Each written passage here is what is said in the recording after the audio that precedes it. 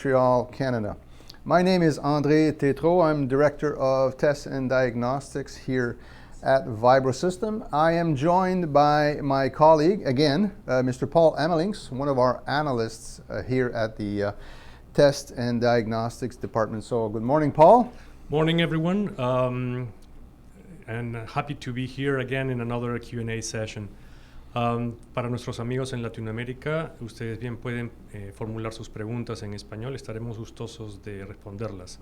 Para os nossos amigos no Brasil, você podem fazer as suas perguntas também em português, nós teremos prazer de respondê-las.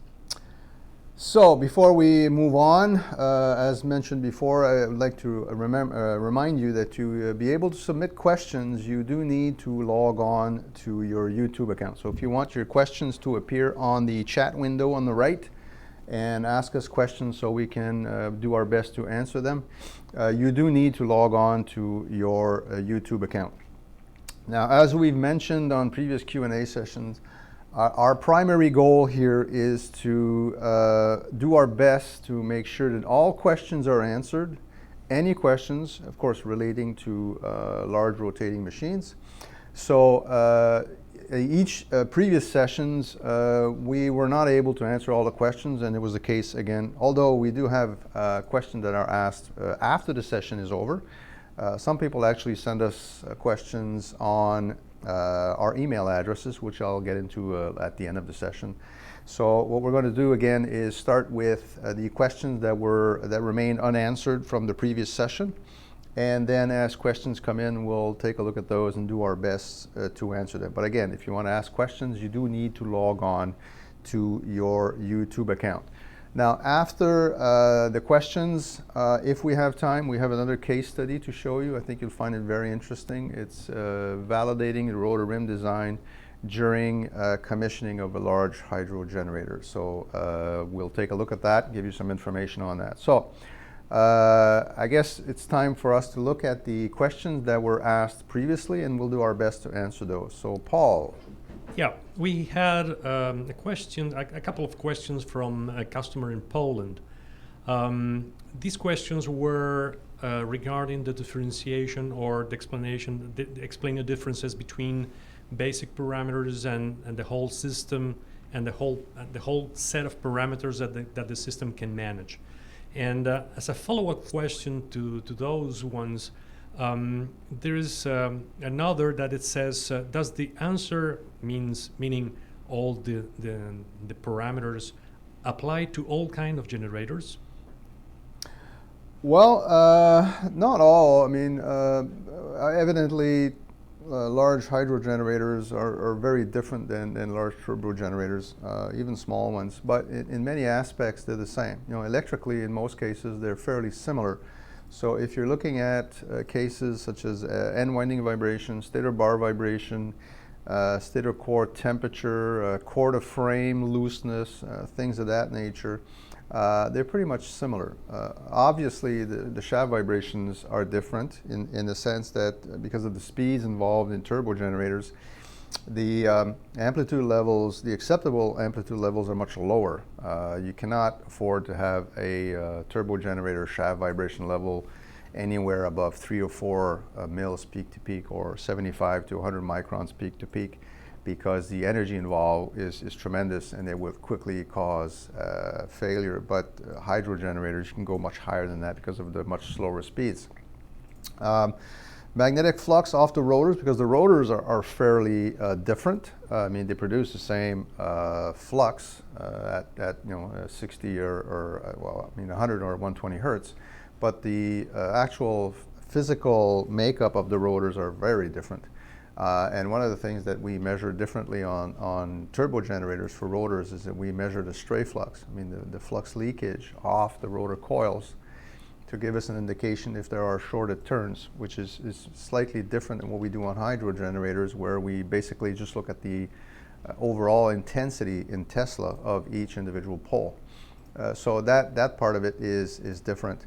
So other than some small differences, basically the systems that we provide and we offer, and in fact which are in the field from us or from competitors, The systems are fairly similar, but there are some slight differences between turbogenerators and hydrogenerators.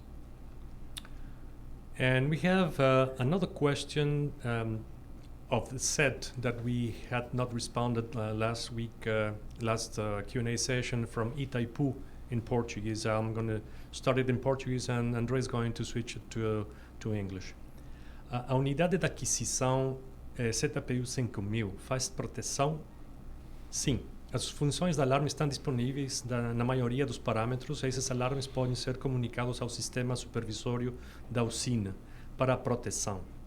Além disso, eventos podem ser acionados para comunicar os problemas que podem não ser necessariamente motivo de alarme.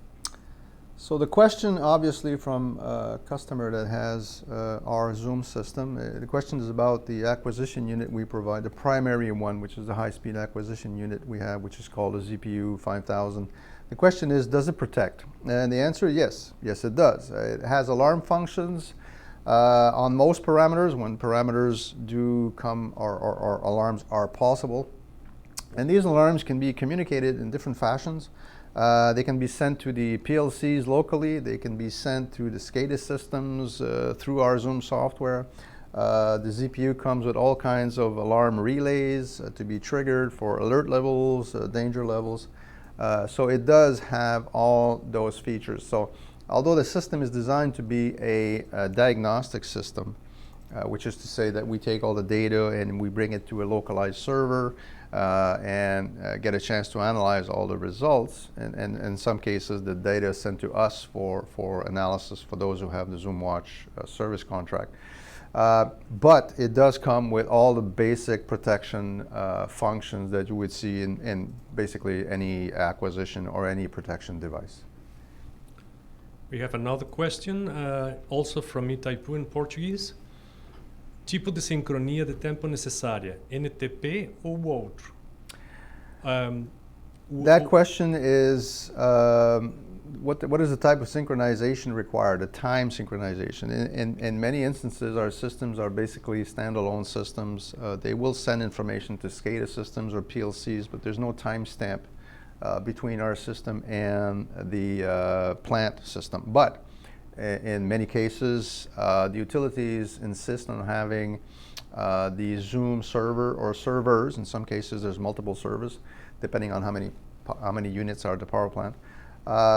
They insist to have these servers time synchronized with their own system so that if there are alarms, events, the timestamp of the Zoom server will match what the timestamp is on their system. And it can be very important not only to be able to synchronize alarms generated by the Zoom system according to their SCADA systems, but in some cases, alarms will be triggered or events will be triggered from their end on parameters that may not be monitored by the Zoom system. And once those events occur, they have a timestamp and they would like to look at our Zoom system database and see what was occurring at that time on all the different parameters. So in some cases, it is time synchronized. And the NTP function, I guess, is usually part of Windows. It's also part of other operating systems. And it is possible to synchronize our Zoom servers to the NTP server, which is supplied by the utility. There are other schemes, but there are quite a few, so I won't go into detail, but NTP is one that we see quite often where we can synchronize to the plant SCADA system. In Português, would be the answer would be o NTP pode ser usado e já foi usado no passado. Na realidade, qualquer esquema de sincronização de tempo executado em sistemas operacionais Windows pode ser usado. We have another question also, another follow-up question from Itaipu that we have not answered yet. It is, the engineers in Itaipu want us to comment more on predictive systems. The predictive maintenance system. In Portuguese, the question is comentar mais sobre a parte da proteção no caso a atuação sobre falhas iminentes. Existem usinas com o triplo ligado. Actually, this is a question about the kind of protection and these systems can provide to your assets.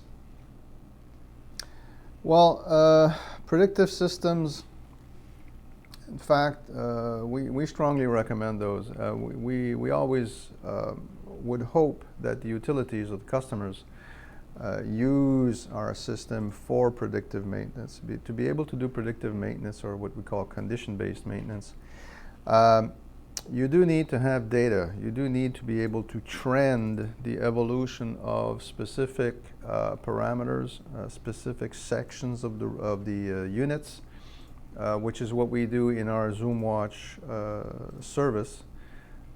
By the way, anyone can, using their phone or their laptop, can type zoomwatch.com and see demos of what the interface looks like. It's not an app, it's just a website that you can go and take a look at.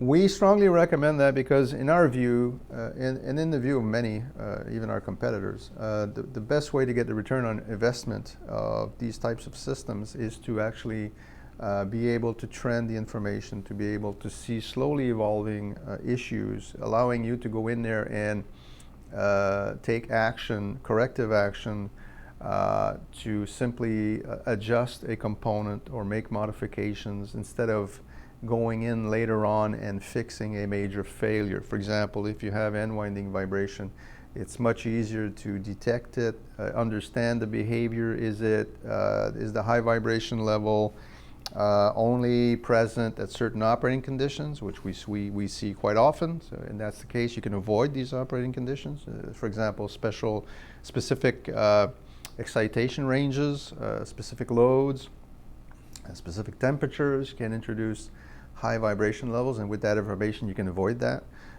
If it's unavoidable, well, you can go in there quickly and fix the problem instead of waiting a year or 2 or 3 until the unit fails.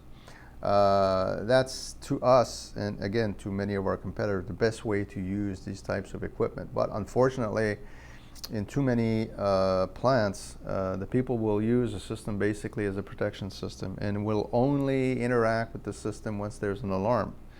Well, by the time there's an alarm, in many parameters, you've already had damage. You've already stepped in way too late. So it is much better to be able to understand the unit, trend the data, see where the unit is going, and if you see any evolution, any deviation, any deterioration, you can quickly act and correct the problem. And one of the most cost-effective things is that when you understand the unit, when you have an outage, you already know what you want to do. You know which component is having issues. You've ordered the parts that you need to fix the problem. You've mobilized the resources to take care of this issue. You have planned a certain amount of time and space for people to go in there and fix the problem. It makes for a much more efficient outage. So that's a much better approach, in our view, than to just run the unit till it fails and then call the OEM and ask them to come and fix it. So yes, we strongly recommend predictive maintenance, or what we call condition-based maintenance. In Portuguese, the answer would be recomendamos fortemente a manutenção preditiva, que normalmente chamamos manutenção baseada na condição da máquina, ou CBM, Condition-Based Maintenance. Os sistemas de monitoramento disponíveis hoje são capazes não apenas de registrar todos os dados necessários, mas muito mais que há 20 anos, por exemplo, e fornecer resultados concisos e significativos, permitindo às pessoas que são responsáveis da fiabilidade da unidade, da usina, que avaliem a saúde dos ativos das unidades e planejem a manutenção em acordo com isto. Na verdade, o serviço ZOOMWatch foi desenvolvido por 2 motivos principais. Primeiro, permitir o melhor retorno de investimento, garantindo que a experiência disponível seja acessível às pessoas responsáveis da toma das decisões, sem a necessidade de manter um grupo de especialistas na usina ou no escritório principal da companhia. Essa experiência está disponível na VibroSystem. Segundo, fornecer dados críticos para permitir que a manutenção baseada em condições da máquina seja aplicada assim melhor gerenciamento dos ativos. Apenas as unidades que requerem manutenção podem ser desativadas, paradas, e estão sujeitas a interrupções planejadas. Outras unidades podem parar segundo o plano de manutenção baseado em avaliações da saúde das mesmas. Listening to you speak Portuguese reminds me how much I miss going to Brazil. Been there many, many times, but it's been a long time since Me I've too. been there. So it's a beautiful language. Muita saudade. We have another question. Now we switch to the other side of the planet from Indonesia. This is a question from a customer that is taken care by one of our business managers from Danny Chen. Most monitoring systems require calibration, especially the front-end measuring chains. What about VibroSystM? That's a good question because we've run into issues on many occasions. I used to work for the technical support or the service department for many years, and we had always issues with vibration measuring chains. Most of our measuring chains do not require on-site calibration or tuning or adjustments, but some do. For example, the inductive probes. As I mentioned before, capacitive probes, which create an electrical field, do not require calibration. So long as the surface material that we're trying to measure is conductive or semiconductive, it can be rusted, scratched, can have all kinds of defects possible. It will still perform very well, but that's not the case with inductive probes. And that's not the case for VibroSystM inductive probe. It's the case for all inductive probes. And that's because of the technology they use, which is to create a magnetic field. And that magnetic field is disturbed by whatever surface you're trying to measure. And that disturbance correlates into a signal which the sensor will provide to a conditioner and so on. So the fact that the material is actually disturbing the magnetic field or the sensor result is very sensitive to the type of material, the composition of the material, the finish of the material. So if you're measuring steel, carbon steel, all kinds of different grades of steel, iron, platinum, copper, brass, aluminum, all of these materials will give you a potentially and quite often different result. So you need to know what that result is. So these sensors, you need to calibrate each individual sensor at its final location, so facing the measuring surface of what it will be monitoring. And you need to take readings to be able to establish what is the response of this sensor to different gaps. And that reaction has to be calculated and has to be entered in whatever acquisition device that you use. Our technicians do that all the time when they go install inductive probes. They do this calibration process and they go into our Zoom software and configure the response of each individual sensor. If you go into configuration, you'll see if there's 6 sensors, you will see 6 different scales configured depending on the response of that particular sensor at that particular location. But those are pretty much the only ones that need calibration. When we talk about air gap sensors, they do not require calibration. It doesn't matter what type, doesn't matter where they are, doesn't matter what machine they're on, they do not require calibration.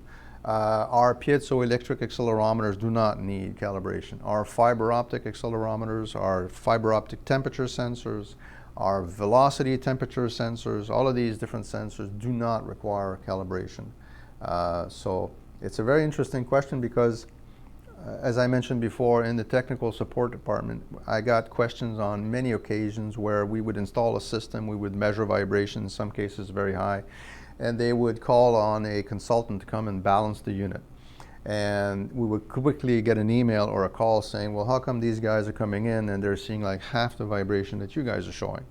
And the answer for that, well, there's 2. First of all, people who balance units, they balance only on the fundamental. They're not worried about the harmonics and all that. They just basically calibrate or balance the unit based on the results at the fundamental frequency. So if you have a unit that has a lot of harmonics, our system will show you all the harmonics because our system is designed for diagnostics.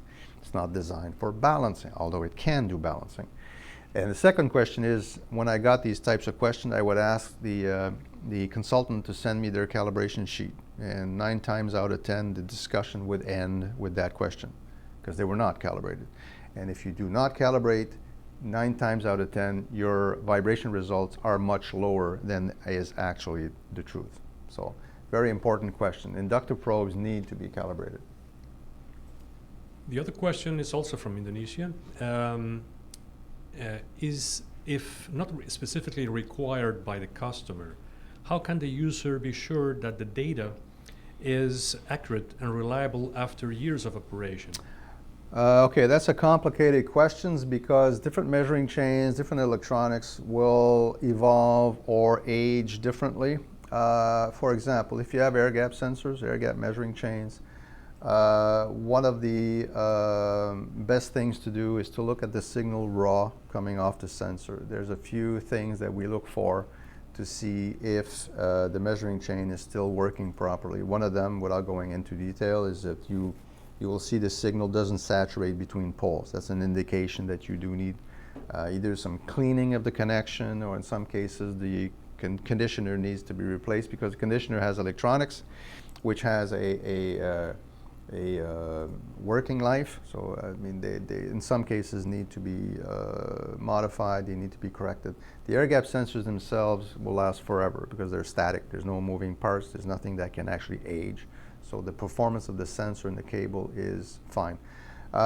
If you look at different types of equipment, for example, if you have fiber optic accelerometers and you want to find out whether the increase in vibration you're seeing is true, or is it just because the unit, the sensor has a certain age, you can take a reading and do an FFT and look at the resonant frequency of the sensor. If that goes down to a certain level, if it moves away from its original frequency, that's an indication there might be an issue with the sensor. So there's some sensors that have that don't age, don't get old, don't change. Some of them can, and in those cases, our service department is very well trained and experts in getting the proper data to validate whether the sensors are working correctly or not. We have another question now from Canada. What is the difference in having the vibration probes connected in your Zoom system versus directly to the PLC? Well, if you connect your vibration probes directly to the PLCs, depending on which PLCs you have, usually the PLCs have a limited function. They will either give you the raw, which is the position, I guess, per turn, but in 99% of the cases, they will calculate the peak-peak, and they will give you a result of peak-peak for protection, and that's what the PLC's main function is. If you have a vibration level that is above a certain threshold, you want to be notified that there's a problem so that you can react to it, either investigate if it's a low-level alarm, or actually trip the unit if it's a high-level alarm. But the problem is that you can't do a lot of analysis with peak-peak vibration. All it gives you is the amount of energy involved. It doesn't say anything about the phase. It doesn't say anything about the frequency content.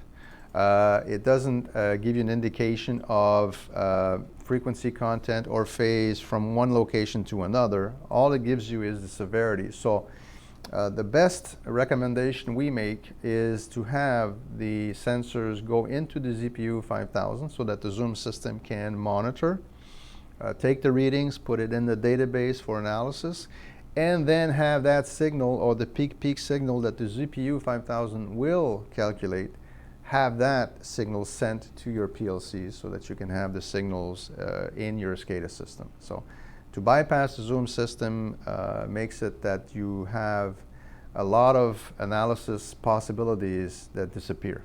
So it's better to run it to the ZPU 5000 to get all the diagnostic capabilities and still have the peak-peak results sent to your SCADA system through the PLCs. Now we have another question. This time is from Turkey. There are many companies offering air gap sensors. However, what type of probe is the best? I think I have the answer for that, but I'll let you, André, to respond. Well, that's one of those questions that it's kind of difficult for me to convince a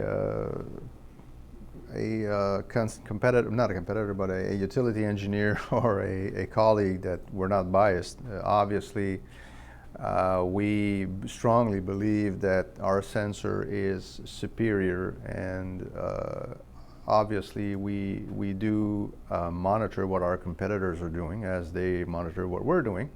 And we do see some specs out there, and we do have some reactions from utility engineers who use our competitors' equipment. And we haven't seen specifications so far that exceed ours. Basically, our system has been running for almost 35 years. It's a proven technology that's been used in thousands of generators so far. Have been very instrumental in helping customers save loads of money. So, I mean, obviously, I believe our system is better. We've seen many cases where that was the case. I'm not going to name competitors. The objective here is not to give negative impressions of our competitors. They're all working very hard as well. We just feel that we have a better product, and we strongly believe that, and we have many customers that will attest to that fact. Now we have another question. Actually, it's from an undisclosed utility in Latin America. A few years ago, this utility had a Francis unit with a capacity of 180 megawatt, and it experienced extremely high shaft vibration levels at the upper guide bearing under normal operating conditions. The vibration levels at the lower guide bearing were acceptable, while the vibration levels at the turbine guide bearing were good. This unit has a very tall rotor, approximately 2.4 meters, 8 feet tall, but didn't have any monitoring system installed. The vibration levels were so severe that 2 of the 6 guide bearing supports, upper guide bearing supports, broke at one point. The broken bolts were changed and the unit was put back in service. Although efforts were made to keep the vibration levels at the upper guide bearing within acceptable levels, the vibration remained very critical. So it forced the utility engineers to stop the unit for months. What would have been the cause for this phenomenon? Well, that's a very large question because there's so many things that could go wrong. That's why we have monitoring systems, is to allow experts to get access to data and be able to eliminate possibilities or quickly identify the source of the issue. First and foremost, for me to see a utility that does not have vibration sensors permanently installed is frightening. I mean, if I was the owner of a power station, I would at least have shaft vibration probes, temperature probes, air gap probes, and maybe a few others for hydro generators. There are so many sources of issues. First of all, if you have high vibration above the rotor and acceptable vibration somewhere else, your first reaction is to believe that there's an issue with the rotor or stator or both. Other than going in and verifying the gap clearances for the bearings, which I'm sure they did, you need additional information to be able to see what may cause the issue. I mean, you can have shaft alignment issues. You can have rotor shape, serious distortions. These distortions can appear only when the unit is hot. When the unit is cold and people will measure the shape, it will be fine. But once the centrifugal forces kick in, once the electromagnetic forces kick in, once you synchronize to the grid and then the stator starts pulling on the rotor, the effects can be dramatic. And we have quite a few cases, case studies that show that particular fact. And of course, when you heat up the unit, all kinds of things can go wrong. But all of these are very difficult to assess or to determine if you don't have any data. And in fact, you could be led to believe there's an issue at the top when the issue is at the bottom. I think I covered that case a few sessions ago where power station in Canada had increasing shaft vibration levels above the rotor, and they quickly assumed that they were having an issue with the rotor or the stator. And when the readings became critical, they started looking at the data and found that the rotor and stator were fine. So to make a long story short, they were able to look at the unit and found that one of the blades, one of the couplings had broken off, and the blade was actually tilting down and was causing a major unbalance of the unit, and that unbalance was being felt at the top instead of at the bottom. So the imbalance at the bottom, the turbine guide bearing was acting as a pivot, and the actual motion was shown or was showing up much higher than where the actual problem was. So you can see that if you have high vibration at the upper guide bearing, the actual issue could be at the bottom. So you need data. You need to be able to not only look at behavior, but look at behavior under different conditions. Some issues are there only in specific conditions. Some issues are there all the time. You need data to be able to diagnose, evaluate, and then come to a conclusion where the problem lies. So I would have been very, very interested to see data on this unit. We could probably quickly identify where the issue was. We have another question. What are the criteria for the number of air gap sensors on hydrogenerators? The criteria is as many as you can afford. For smaller units, we usually recommend at least four air gap sensors. The ZOOMWatch software requires at least 3 sensors to be able to create an actual stator shape. Of course, that stator shape can be seriously distorted, so we insist on having at least 4. If your stator diameter is greater than 7.5 meters, we strongly recommend 8 sensors. And if the stator shape or stator diameter is more than 12 meters, we recommend 12 sensors all the way around, spread evenly at every 30 degrees. If we look at the stator core height, if it's greater than 1.5 meters, we recommend putting sensors at the top and at the bottom, because the shape of the stator and the shape of the rotor can be fairly different from top to bottom if the rotor and the stator are fairly high. And we have a few cases where a complex vibration was present on units with high rotors and stators, and the issue in some cases was the fact that the shape of the rotor at the top and at the bottom were fairly different. And you can imagine what happens when you apply the magnetic field. If you create an uneven magnetic field, all hell breaks loose, and the vibrations are not only high but very complex. There is one case we have in South America where the rotor was so high that they suspected that the smallest air gap was neither at the top or at the bottom, but at the middle. They assumed that the rotor was actually tilting outwards at the middle, was pushing out, was adopting a convex shape. So we installed sensors at the top, the bottom, and at the middle, and testing proved that they were absolutely correct. The smallest air gap was at the middle, not the top nor the bottom. So very high rotors, you might want to put air gap sensors at the middle as well. Now we have another question that is, what is the criteria to install accelerometers to monitor end winding vibration in turbogenerators? Well, there's 4 basic schemes that we use, and I show that, I actually put that in the paper I wrote many years ago, and it's part of the training courses that we give on turbogenerators. There's 4 basic, I guess, strategies or motivations for end winding vibration on turbogenerators. First and foremost, obviously, if you've experienced a major failure, if a phase to phase or a phase to ground fault occurred, obviously there was tremendous vibration at that location. So once the repairs are made, it would be a good idea to install some sensors at that location to make sure that the issue will not repeat itself.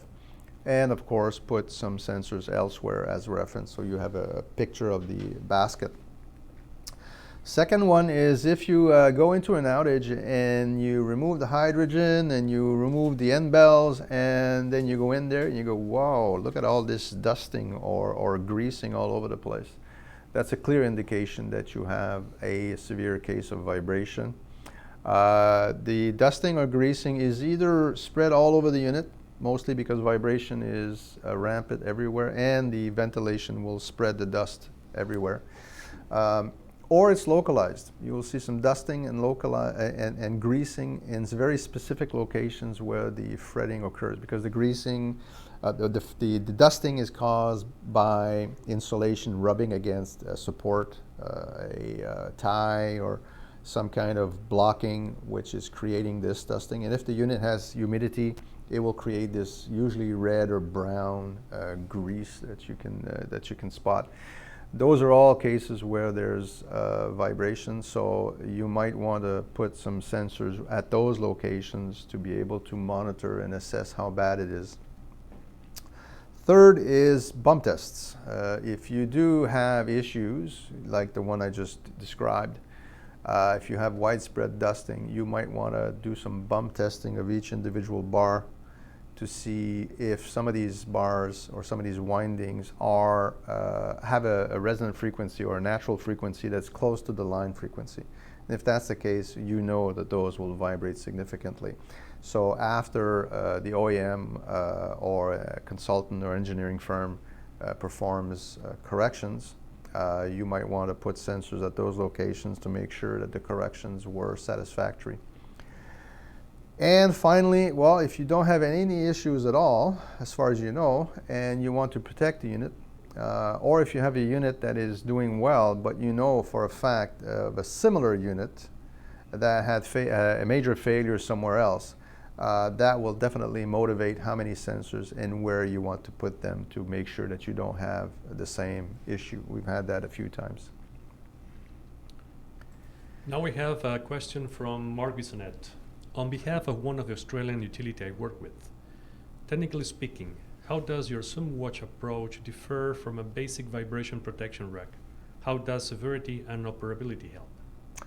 Okay, well, the ZOOMWatch platform is a tool that allows you to look at the performance of your unit based on different sections and different components. If you have a vibration system, a vibration protection system, which may trigger an alarm or a danger alarm based on a specific level, that will tell you that that sensor was able to pick up some high vibrations, but it doesn't really give you a broad picture of what condition, how does this happen, does it happen anywhere else, so that the ZOOMWatch platform is designed to be able to take all the different parameters, end winding vibration, stator core vibration, stator bar vibration, frame, core of the frame, temperature information, active power, reactive. It takes all this information and it allows us from Montreal to be able to crunch all this data and give you some evaluations of how the unit is performing. And in reality, chances are we'll pick up an issue before you get an alarm on your protection system. And as I mentioned before, if you have an alarm from your protection system, you risk going in there and finding damage. From our perspective, the issue is not to observe damage, is to prevent it. And the best way to do that is to be able to look at the results long term and be able to see if there's an evolution of issues that allow you to go in there and make corrective actions before you get into a situation where there's a serious problem. So the ZOOMWatch platform gives you a broad picture of all the unit based on all the different parameters that we monitor, and it allows you to see the overall picture of the unit from the perspective of all the different components on the unit, and gives you the issue of or the potential the chance to go in there and again fix issues that are minor but will become important if you let them evolve. And it's a much more cost-efficient way to monitor your unit and ensure its long-term working life. I guess we have a little time here. Maybe we could look at the case study that I selected for you. It's, as I mentioned before, it's a A nice example many years ago, in fact it was just before the Y2K craziness, where I was asked to go down and commission a unit. In reality, this unit was new, and in addition, the OEM had suggested, which was at that time, a new design, which is a rotor rim that would be allowed to float when into overspeed conditions. Today that's common, but at that time that specific design was new, and the utility accepted the design on condition that they could prove that the design met the specifications. And to do that, they mentioned that they had to install 16 air gap sensors on the stator core, 8 at the top and 8 at the bottom, so that the function or the design would respect their specifications. So the unit's nominal speed was 90 RPM. Okay, the rotor rim was designed to float at 110% speed, which is 99 RPM, or more, obviously. Now, the rotor rim was designed to revert back to the shrink fit at 110% speed, which is 99 RPM or less. So during the commissioning, what they did was one of the tests that they did, amongst quite a few, was to do a controlled 150% overspeed test. Now, in reality, the actual speed achieved was 154.4%, but it still was above the 110% speed where the rim would be allowed to float. And what I want to show you is the results that we saw on the screen while we were doing this testing.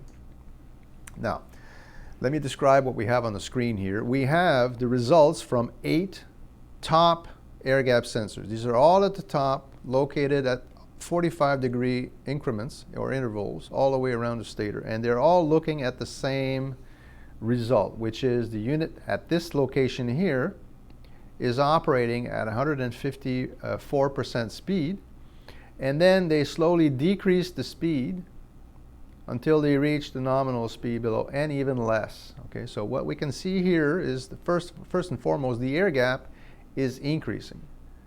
Now, that is caused by the fact that by decreasing the speed, there's less and less centrifugal forces applied on the rotor components, the poles, the rim, the spider, all of these. So that reduction in centrifugal forces makes it that the rotor overall size is slowly decreasing. It's going back to its normal shape. So this decrease in air gap, this increase in air gap, representing the decrease in shape, is normal, okay? And we can see at some point where the increase accelerates. You can see this location here. You can see there's a slight increase in the air gap that's at a greater rate than the normal increase here. And that, in fact, is where the rim goes back to its original shape, okay? So this measurement seemed to confirm that the design worked perfectly. Again, the units at 90 RPM, at 99 RPM, the rim starts to float, and above that it remains floating, and then when we reduce the speed, when they reach 99 RPM, the rim goes back to a shrink fit, and that result seems to indicate that fact. But in reality, although all the people, all the engineers, utility engineers and the OEM engineers were all high-fiving themselves and making preparations to go out and have a beer to celebrate, I, in fact, had a very bad cold that week, Canadian with a very bad cold in South America. And I started looking at the results, and I quickly found a serious discrepancy which had not been noticed. And I want to show you what that is. So we can see here, this is the same measurement, but as seen from the perspective of all the air gap sensors in a two-dimensional polar plot. Okay, so we can see the stator shape here, and we can see all the individual sensors installed. The one here is in red, meaning that the rotor shape that you see is created using the data from this sensor only. The stator shape is the result of all 8 sensors. So we can see that the rotor is not perfectly round, and if we look at the apparent rotor circularity, it is above the 10% criteria for a critical level. But in this case, it is normal because the rim is floating. So obviously the rotor shape will be excessive, but that's the design. That at that point, that's fine. And we're at a speed of 139 RPM. Okay, so we're in an overspeed condition. So this result is understandable, is acceptable, in fact. Okay.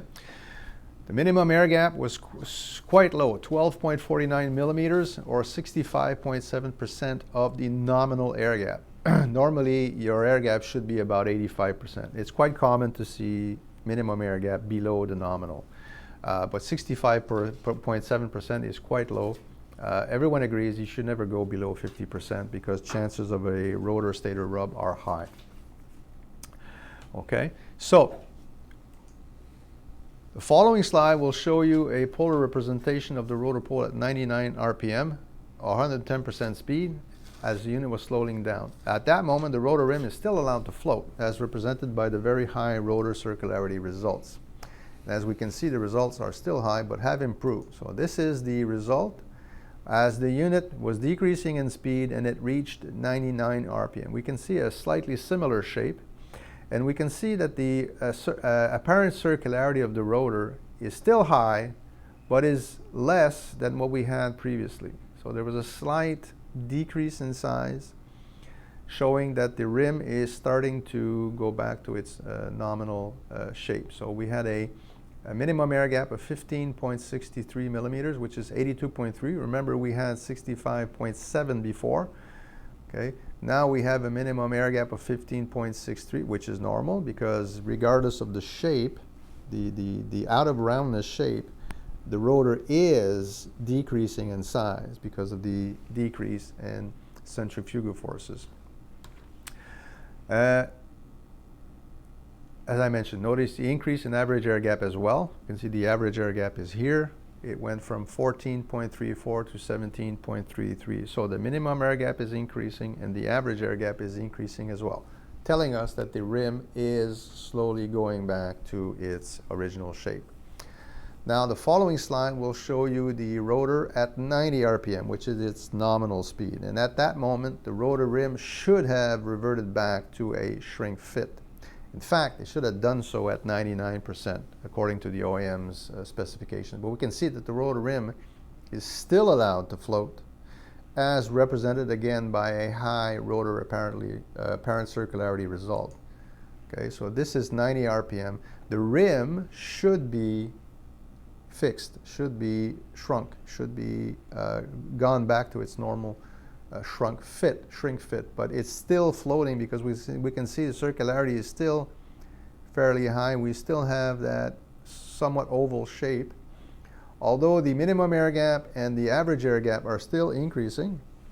So the rotor shape or the rotor size is still decreasing. We still have high circularity results. And the following slide shows the polar representation at 79 RPM. So the unit not only went down to 90 RPM, but actually went to a slower speed as they were completing the overspeed test. And at this speed, the rotor had finally reverted back to a shrink fit, as represented by the much lower and acceptable rotor apparent circularity result. So you can see now the rotor circularity result is excellent. And remember, this is all the same measurement. This is within 15 seconds. This is not a evolution after days. This is during the same measurement. It went up to 10.64%. It remained high near 10% until it reached 79 RPM, where the results were much better.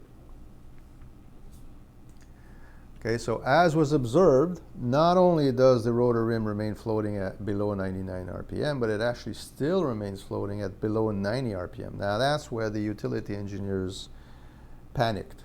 To them, that meant that if you can have a floating rim at 100% speed, theoretically, that means that the rim can start floating at any time in normal operation. So if your unit is running full load hot, at 90 RPM, the rim could start to float, which of course would be disastrous. It would mean a rotor stator total destruction. So the results also implied that the rotor rim could begin to float under normal operating conditions. So the OEM, which worked very hard, were very cooperative, used the data that the air gap system provided to modify its rotor rim tolerances to increase the rotor rim stiffness. So this was their first attempt at this new design.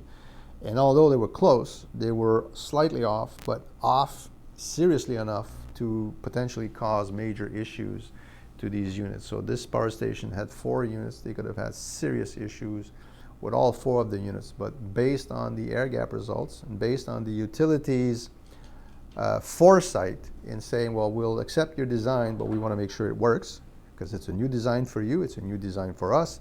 We want to make sure that the design works. And with the data, they were able to see that the design was off, seriously off.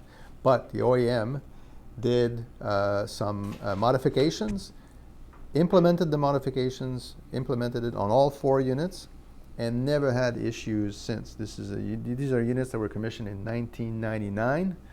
So they implemented those corrections, and to our knowledge, and we have checked into them quite often, they have no issues with the rotor design for the past 21 years. Okay, so for us, this is a clear example where you can use technologies that we have today to look into in-depth analysis of the unit to see some small deviations that will allow you to validate the performance of your unit, to make sure the long-term operation, you can make modification. For example, in this case, instead of having the units fail and the rotors and stators rub and distort and destroy themselves, the OEM was able to go in there and make small modifications and ensure the long-term working life of these units. They've been running for over 20 years without any incidents, which definitely would not have been the case if they had not intervened and fixed this issue. So we have a question? Yes, we do. We have a question from Mark Bissonnette. If the machine trips, will the Zoom system store all the connected parameters before and after the event? Can Zoom store data from an external trip, example master trip relay? Yes, it can. The ZPU 5000 is designed to be able to react to any alarm level that you set. And if one of those levels, one of those thresholds are breached, it will automatically take all the data. Nobody needs to intervene and take readings. The data is automatically taken. It is automatically stored in the database for you to look at. In addition, the Zoom system will notify anyone connected to the system that an alarm occurred. And also it can trigger relays in the back to tell your PLC system or your SCADA system that there's an issue with the alarms.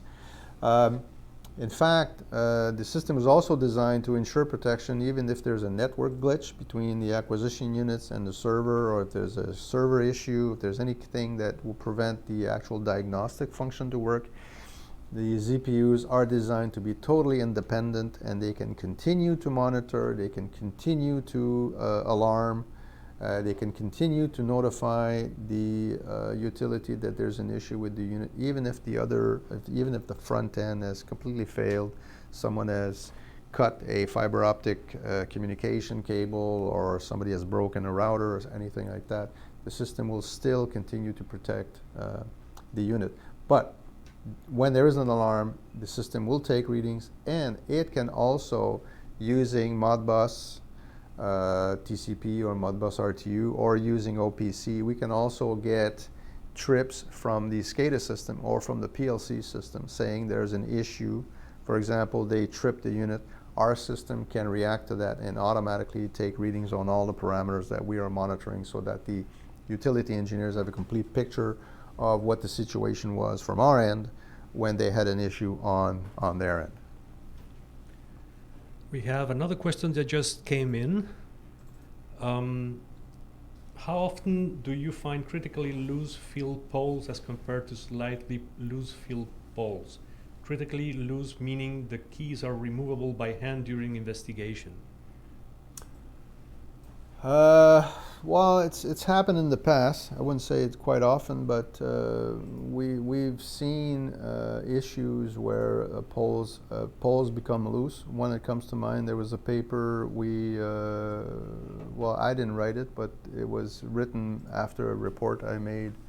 I published a power station in the U.S. The keys were not loose, but they found that the rotor dovetails in many instances were cracked, and they were wondering why that was, because this was a pump storage unit and they had 4 units and only one had most of their dovetails cracked, and I told them that it's because it was the only one that the rotor was not centered with the stator. So when they energized the rotor would pull towards 3 o'clock or somewhere around that, and it would continue to operate at that location, so it was magnetically off-centered.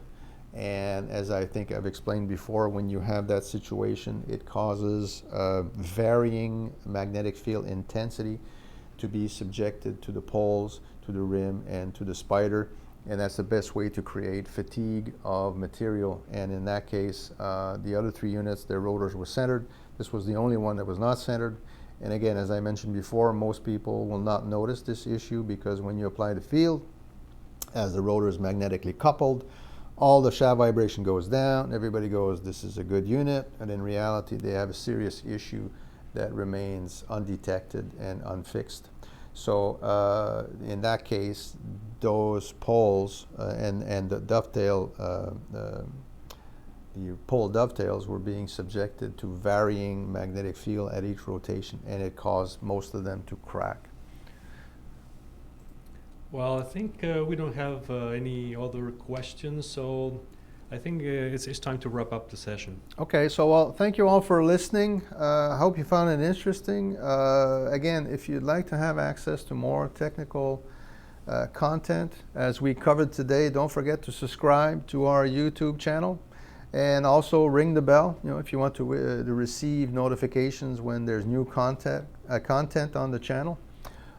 Please feel free to write comments, questions at the bottom of the page, even after the session is over. We will answer them at the next Q&A session, which will be held on September 17th, which is in 3 weeks.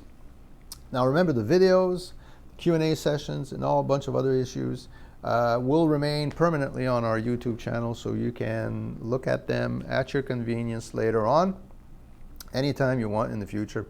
So as you can see, we're trying to use different formats and content, so we'd like you to tell us what you think. I mean, do you like the contents? Let us know in the comment section below, and whatever you like, we'll make more.